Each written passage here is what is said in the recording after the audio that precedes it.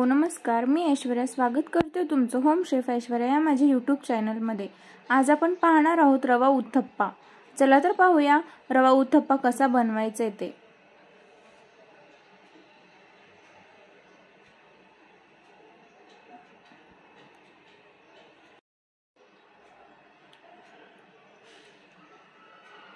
इथे मी या मोठ्या वाटीने 1 वाटी रवा घेतलेली आहे। बारीक रवा आहे हा। जर तुमच्याकडे जाड रवा असेल तर तो मिक्सर मध्ये बारीक करून घ्या आणि यामध्ये थोडंसं अर्धा चमच पेक्षा कमी सोडा टाकते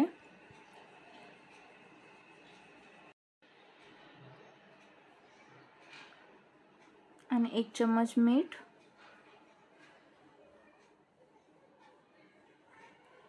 हे सगळं मी व्यवस्थित मिक्स करून घेते। रवा, मीठ आणि सोडा। नंतर यामध्ये मी अर्धी वाटी दही टाकते यामध्ये।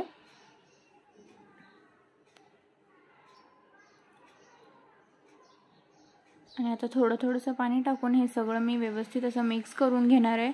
याचे एक बॅटर बनवायचे आपल्याला।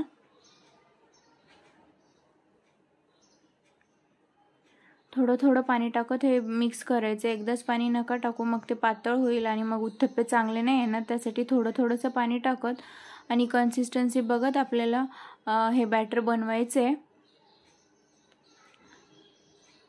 हे पहा, आता व्यवस्थित असं आपलं बॅटर बऱ्यापैकी तयार झालेलं आहे। म्हणजे ही कन्सिस्टन्सी हवी आहे आपल्याला बॅटरची।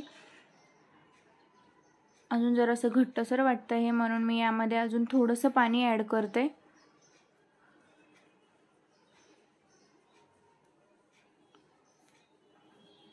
आणि हे बॅटर आपल्याला असंच याला झाकून अर्धा तास ठेवायचं आहे।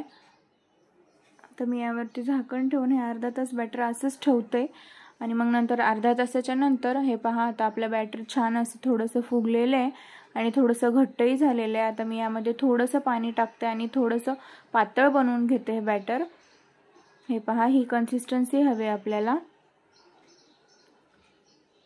आता आपलं व्यवस्थित असं बॅटर तयार आहे। इथे मी हिरवी मिरची, कोथिंबीर, कांदा आणि टोमॅटो बारीक कट करून घेतलेली आहे उत्तप्प्यावरती टाकायला। आणि एक डोस्याचं पॅन मस्त असं गरम झालेलं आहे, त्यावरती आपण थोडंसं पाणी टाकायचं आणि मग ते पाणी सुकल्याच्या नंतर मग त्यावरती आपल्याला तेल लावून घ्यायचंय पूर्ण पॅनला। आणि मग नंतर यावरती आपल्याला बॅटर टाकायचंय। मी 1-2 चम्मच बॅटर टाकून घेते आणि हे थोडंसं असं पसरवून घेते। उत्तप्पा असं थोडासा जाड असतो, म्हणून मी जाड बनवणार आहे। झटपट बनतो हा उत्तप्पा आणि टेस्ट मस्त लागते खूप। हे पहा, सगळीकडून व्यवस्थित असं मी उत्तप्पा पसरून घेतलेला आहे।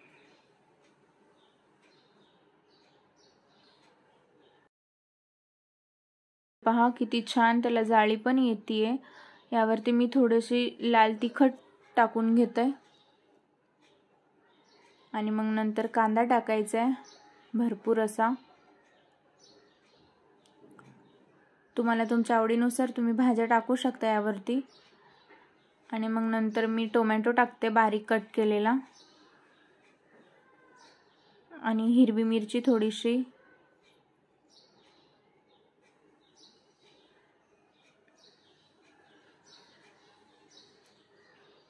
आणि कोथिंबीर। आणि आता यावरती मी ते चम्मचच्या सहाय्याने हे सगळं मी ते कांदा टोमॅटो असं चम्मचच्या सहाय्याने दाबून घेते, म्हणजे ते निघणार नाही आणि ते उत्तप्प्याला व्यवस्थित असं लागेल। हे पहा, या पद्धतीने आता ते एका साइडने उत्तप्पा व्यवस्थित असा भाजलेला आहे। मी याला पलटून घेते आणि दुसऱ्या साइडनेही मस्तपैकी भाजून घेते। हे पाहू शकता किती मस्त दिसतो उत्तप्पा।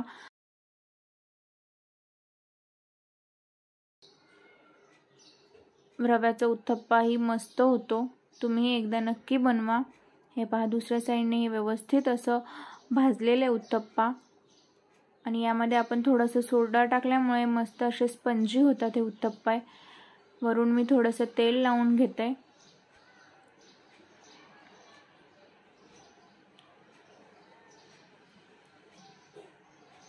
आता मस्तपैकी आता आपला उत्तप्पा तयार आहे. मी एका प्लेटमध्ये काढून घेते.